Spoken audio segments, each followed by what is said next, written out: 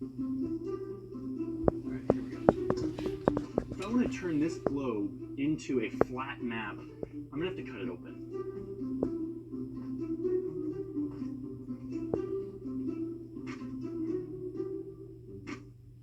In order to get this globe to look anything close to a rectangle lying flat, I've had to cut it in several places.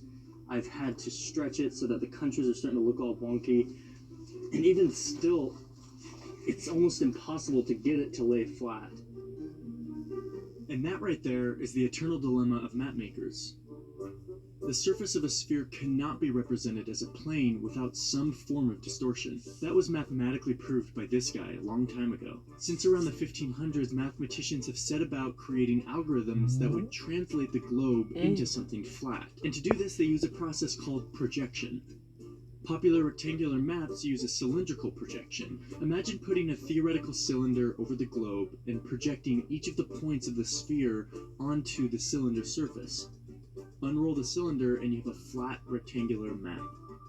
But you could also project the globe onto other objects, and the math used by map makers to project the globe will affect the way the map looks once it's all flattened out. And here's the big problem. Every one of these projections comes with trade-offs in shape, distance, direction, and land area. Certain map projections can either be misleading or very helpful depending on what you're using them for. Here's an example. This map is called the Mercator projection. If you're American, you've probably studied this map in school. It's also the projection that Google Maps uses. The Mercator projection is popular for a couple of reasons. First, it generally preserves the shape of countries. Brazil on the globe has the same shape as Brazil on the Mercator projection. But the original purpose of the Mercator projection was navigation. It preserves direction, which is a big deal if you're trying to navigate the ocean with only a compass. It was designed so that a line drawn between 2 points on the map would provide the exact angle to follow on a compass to travel between those 2 points.